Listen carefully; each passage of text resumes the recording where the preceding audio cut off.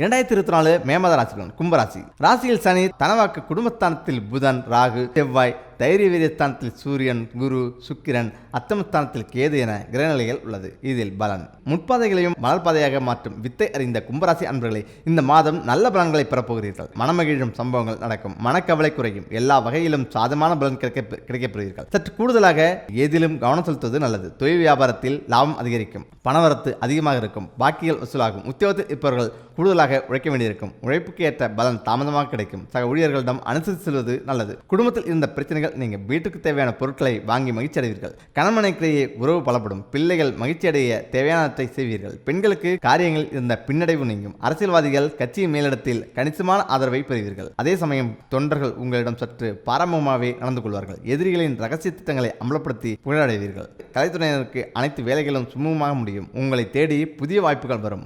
திறமைகளை வெளிப்படுத்துவதற்கான சந்தர்ப்பங்கள் தாமாகவே அமையும். பொருளாதார வசதிகளில் முன்னேற்றம் ஏற்படும். புதிய வாகனங்களை வாங்குவீர்கள். மாணவர்கள் பாடங்களை படிப்பதில் முழு மூச்சுடன் ஈடுபடுவீர்கள். உங்களது பொருட்களின் மீது கூடுதல் கவனம் இருப்பது நல்லது. விளையாட்டின் போது கவனத்துடன் இருப்பது நல்லது. இந்த மாதம் பயணங்கள் செல்ல அதிகம் நேரலாம். வாக்குவன்மையால் எடுத்த காரியத்தை சிறப்பாக செய்து முடிப்பீர்கள். தொழில் வியாபாரத்தில் இருந்த போட்டிகள் அனைத்தும் விலகும். பணியாட்கள் மூலம் காரிய அனுகூலம் உண்டாகும். சரக்குகளை பாதுகாப்பாக வைப்பது நல்லது. இந்த மாதம் உத்தியோகத்தில் இருப்பவர்களுக்கு உழைப்பு அதிகரிக்கும். எந்திரங்களை இயக்குபவர்கள் கவனமாக இருப்பது நல்லது. குடும்பத்தில் மகிழ்ச்சியும் குதூகலமும் ஏற்படும். குடும்ப உறுப்பினர்கள் ஒற்றுமையுடன் செயல்படுவார்கள். கணவன் மனைக்கிடையே இருந்த மன வருத்தம் நீங்கும். இந்த மாதம் குழந்தைகள் உங்கள் சொல்படி நடப்பது மனதுக்கு மகிழ்ச்சி தரும். சாமர்த்தியமான பேச்சின் மூலம் எடுத்த காரியத்தை வெற்றிகரமாக செய்து முடிப்பீர்கள். தொழில் வியாபாரத்திற்கு தேவையான பண உதவி கிடைக்கும்.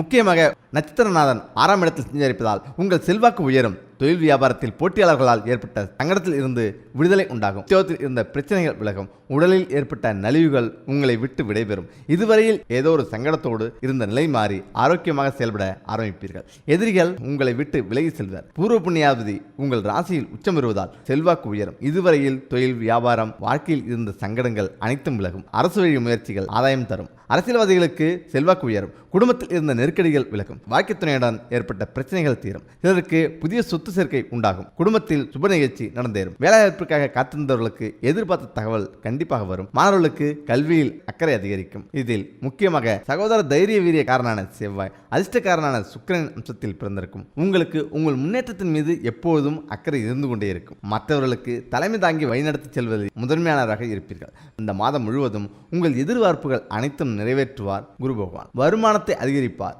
பொன்பொருள் சேர்க்கை உண்டாகும். மாதத்தின் பிற்பகுதியில் குரு பகவான் தனஸ்தானத்திற்கு செல்வதால் இதுவரையில் இருந்த நெருக்கடிகள் அனைத்தும் விலகும். குடும்பத்தில் சுப நிகழ்ச்சிகள் கண்டிப்பாக நடந்தேறும். தொழில் தொடங்கும் முயற்சி வெற்றி பெறும். வெளிநாடு செல்வதற்காக மேற்கொண்ட முயற்சிகள் லாபம் தரும். வம்பு வழக்குகள் உங்களை விட்டு விலக ஆரம்பிக்கும். பணிபுரியும் இடத்தில் செல்வாக்கு உயரும். குடும்பத்தில் உடல்நிலையில் இருந்த அச்சம் விலகும். திருமண வயதினருக்கு வரன் தேடி வரும். சிலர் புதிய வீட்டில் குடியேறுவர். அரசியல்வாதிகளுக்கு எதிர்பார்த்த பொறுப்பு பதவி வந்து சேரும். விவசாயிகளின் விருப்பம் பூர்த்தியாகும். ஆதாயம் அதிகரிக்கும். கலைஞர்கள் புதிய ஒப்பந்தம் கையெழுத்திடுவர். பெண்களுக்கு சங்கடங்கள் அனைத்தும் விலகி மிகப்பெரிய யோகத்தை அடைவீர்கள். முன்னேற்றம் ஏற்படும் காலம் இது. சுய தொழில் செய்பவர்களுக்கு எதிர்பார்த்த லாபம் உண்டாகும். பணியில் இருந்த நெருக்கடி விலகி எதிர்பார்த்த இடமாற்றம், பதவி உயர்வு கிடைக்கும். மாணவர்களுக்கு கல்வியில் கூடுதல் அக்கறை செலுத்துவது நல்லது. இதில் முக்கியமாக ஆன்மக்காரகன், ஆற்றல்காரனான சூரியன், தைரிய பாராகரமான செவ்வாயின் அம்சத்தில் பிறந்திருக்கும். உங்களுக்கு மற்றவருக்கு தலைமை தாங்கிடக்கூடியவர்களாக நீங்கள் இருப்பீர்கள். இதுவரையில் இருந்த நெருக்கடிகள் அனைத்தும் விலகி நல்ல காலம் ஆரம்பிக்கும். பணியில் சந்தித்து வந்த பிரச்சனைகள் முடிவுக்கு வரும்.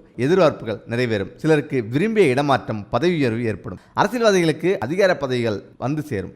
6ஆம் இடத்தில் சஞ்சரிக்கும் கேதுவால் எதிர்ப்பு விலகி செல்வாக்கு மேம்படும். வழக்குகள் விவகாரத்தில் உங்களுக்கு சாதமான தீர்ப்பு வரும். சிலருக்கு புதிய சொத்து சேர்க்கை உண்டாகும். குடும்பத்தில் இருந்த பிரச்சனைகள் முடிவுக்கு வரும். வாழ்க்கை துணையுடன் இணக்கமான சூழல் உண்டாகும். வெளிவட்டாரத்தில் செல்வாக்கு உயரும். சிலருக்கு புதிய தொழில் தொடங்கும் வாய்ப்பு உண்டாகும். தொழிலில் இருந்த தடைகள் விலகி லாபம் அதிகரிக்கும். கூட்டுத் தொழில் முன்னேற்றமடையும். அரசாங்கத்தில் இருந்து எதிர்பார்த்த அனுமதி கிடைக்கும். திருமண வயதினருக்கு வரம் தேடி வரும். பொன்பொருள் சேர்க்கை உண்டாகும். இதுவரை இருந்த நெருக்கடிகள் விலக ஆரம்பிக்கும். லாபசனியின் பார்வை ராசிக்கு வருவதால் உடல்நலத்தில் கவனம் செலுத்துவது நன்மை அளிக்கும். பெண்களுக்கு எதிர்பார்த்த முன்னேற்றம் ஏற்படும். குடும்பத்தில் மதிப்பு மரியாதையும் உயரும். கல்வி, வேலைவாய்ப்பு போன்றவற்றில் எதிர்பார்ப்பு நிறைவேறும். சிலருக்கு எதிர்பார்த்த வேலை அமையும். குடும்பத்தில் நிம்மதி ஏற்படும். வெளிநாட்டு முயற்சிகள் வெற்றி தரும். மாணவர்கள் ஆசிரியர்களின் ஆலோசனை ஏற்று செயல்படுவது நல்லது. முக்கியமாக அதிர்ஷ்டம் வர என்ன செய்ய வேண்டும்? வீட்டில் இதெல்லாம் கண்டிப்பாக செய்யுங்கள். மூதேவி விலகி லட்சுமி வருவாள். நம் நாட்டில் ஆன்மீகத்தின் மீதும் வாஸ்தாத்திரம் மீதும் மிகப்பெரிய நம்பிக்கை உள்ளது. வீடுகளின் அமைப்புகள் மட்டுமல்ல, நம் வீட்டில் சில குறிப்பிட்ட பொருட்களை வைத்திருப்பதன் மூலம் நம் வீட்டு கதவை அதிர்ஷ்ட லட்சுமி தட்டுவார் என்ற நம்பிக்கை உண்டு. அப்படி என்னென்ன பொருட்களை வீட்டில் வைத்தால் நம்முடைய வாழ்விலும் அதிர்ஷ்டம் கிடைக்கும் என்று பார்க்கலாம். மீன்கள். இல்லத்தில் வண்ண மீன்கள் மற்றும் கோல்டு ஃபிஷ் வளர்த்து வந்தால் நமக்கு நடக்கவிருக்கும்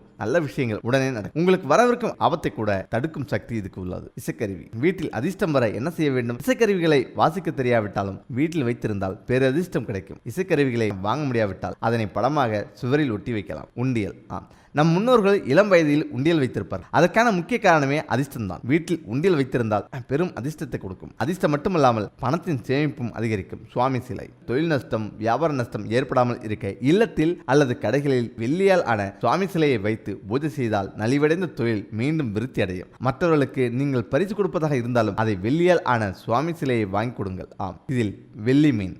ஒரு சிலருக்கு வாழ்க்கையில் நல்லது நடப்பது மிகவும் அபூர்வமாக இருக்கும். தன் வாழ்வில் நிறைய கஷ்டத்தை பார்ப்பவர்கள் அல்லது நடக்க வெள்ளியினால் செய்யப்பட்ட மீனை 21 நாட்களுக்கு படுக்கையின் கீழ் வைத்து உறங்கினால் நல்லதே நடக்கும். லவங்கப்பட்டை. நீங்கள் ஏதேனும் சுப காரியங்களுக்காக வெளியில் செல்கிறீர்கள் என்றால் உங்களது சட்டப்பையில் அல்லது பரிசில் சிறிதளவு லவங்கப்பட்டையை போட்டு வைத்தால் செல்லும் காரியங்களில் வெற்றி கிடைக்கும். மேலும் லவங்கப்பட்டைக்கு பணத்தை ஈர்க்கும் சக்தி உள்ளது என்று கூறப்படுகிறது. கிராம்பு. கணவன் மனைவிக்குள் அல்லது குடும்பத்தில் உள்ளவர்களுடன் பிரச்சனை அதிகமாக இருந்தால் அதனை சரி செய்வதற்கு எப்போதும் அருகில் கிராம்பை வைத்துக் கொள்ளுங்கள். ஏனெனில் கிராம்பு லட்சுமி கடாட்சம் உள்ள பொருளாக கருதப்படுகிறது. மன உறுதி குறைவாக இருப்பவர்கள் மன உறுதியை அதிகரிக்க 21 நாட்களுக்கு சந்தனம் மற்றும் வெள்ளி பாத்திரத்தில் நீர் நிரப்பி அதனை தங்கள் படுக்கைக்கு வைத்துக் கொண்டு படுக்க வேண்டும். சந்தனத்தை நீங்கள் கூட வைத்திருந்தால் கோபம் குறையும், நேர்மறை எண்ணம் அதிகரிக்கும். துளசியை வளர்த்தால் நல்லதே நடக்கும். அதே போல 14 செல்வம் பெற சொல்ல வேண்டிய ஸ்லோகம் இதுதான். பொதுவாக ஆன்மீகத்தில் நம்பிக்கை இருப்பவர்கள் கடவுளிடம் வேண்டுதல் வைப்பது இயல்பான ஒன்று. நாம் வேண்டியது நிறைவேறிய பிறகு அந்த கடவுளுக்குரியத்தை வைத்து வணங்குவார்கள். சில நபர்கள் காலை மற்றும் மாலை நேரங்களில் விளக்கேற்றி வணங்கும் போது கடவுளுக்கு உரிய மந்திரங்கள், போற்றிகள்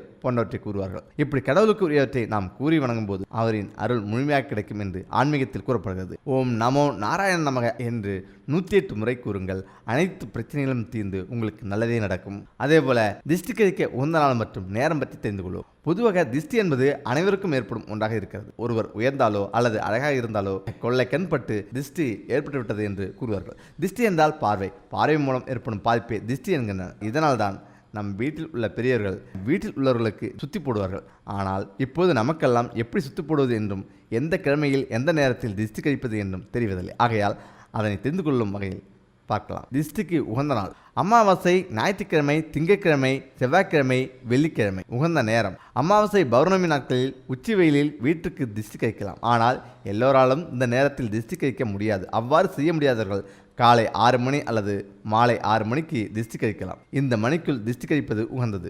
திஷ்டி கழிக்க பயன்படுத்தும் பொருட்கள்: கற்பூரம், ஆரத்தி, கல்லுப்பு, மிளகாய், கடுகு, தேங்காய், பூசணிக்காய், எலுமிச்சம்பழம். மேற்கூறிய பொருளில் உங்களுக்கு விருப்பமான பொருட்களை வைத்து திஷ்டி கழிக்கலாம். சிறிய குழந்தைகளுக்கு ஆரத்தி அல்லது கற்பூரம் காட்டி திஷ்டி கழித்தால் மட்டும் போதுமானது. மிகப்பெரிய திஷ்டி என்றால் மட்டுமே கல்லுப்பு, மிளகாய், பூசணிக்காய், எலுமிச்சம்பழம் போன்றவற்றை பயன்படுத்தி திஷ்டி கழிக்கலாம். திஷ்டி கழித்த உப்பை என்ன செய்ய வேண்டும்? திஷ்டி கழித்த உப்பை ஒரு பாத்திரத்தில் எடுத்து அதில் தண்ணீர் ஊற்றி நன்கு கரைத்து விட அருகில் உள்ள நீர்நிலைகளில் ஊற்றிவிட வேண்டும். அப்படி இல்லை என்றால் மற்றவர்கள் கால் தடம் படாத இடத்தில் ஊற்றிவிட வேண்டும். முக்கியமாக வீட்டு வரவேற்பறையில் இந்த பொருட்களை எல்லாம் இருந்தால் திடீர் அதிர்ஷ்டங்கள் உண்டாகி ராஜயோக வாழ்க்கை தேடி வரும்.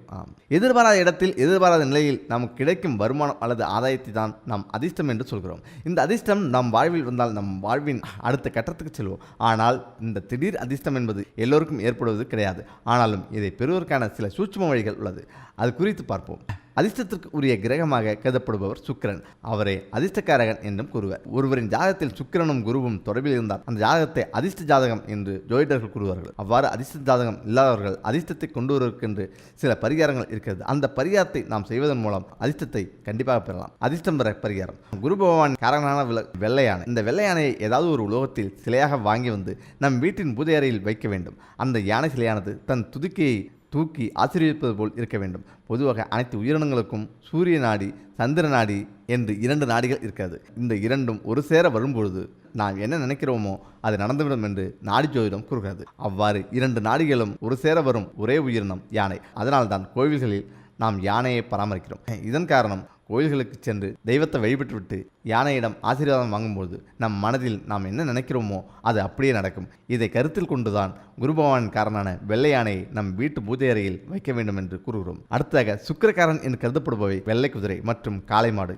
இந்த வெள்ளை குதிரை மற்றும் காளை மாட்டை சிலையாகவோ அல்லது படமாகவோ வீட்டின் வரவேற்பு அறையில் வைக்க வேண்டும். இவ்வாறு நாம் வரவேற்பு அறையில் இந்த சிலைகளை வைப்பதன் மூலம் நமக்கே தெரியாத பல வழிகளில் இருந்து ஏதாவது ஒரு வகையில் பணவரவு ஏற்படும். அதனால்தான் அலுவலகங்களில் இந்த சிலைகளை வைத்திருக்கிறார்கள். திடீர் அதிர்ஷ்டத்தை தரக்கூடிய தெய்வங்களாக கீழ்த்திருப்பதில் இருக்கும் பத்மாவதி தாயார் விளங்குகிறார். இந்த பத்மாவதி தாயாரும் நம்மால் இயன்ற அளவில் வெள்ளியில் தாமரைப்பூ வாங்கி அதை உண்டியில் செலுத்த வேண்டும். இவ்வாறு செய்வதன் மூலம் நமக்கு அதிர்ஷ்டம் ஏற்படும். இதே போல ஸ்ரீவில்லிபுத்தூரில் இருக்கும் ஆண்டாளுக்கும் நாம் வெள்ளி தாமரைப்பூவை உண்டியில் செலுத்தலாம்.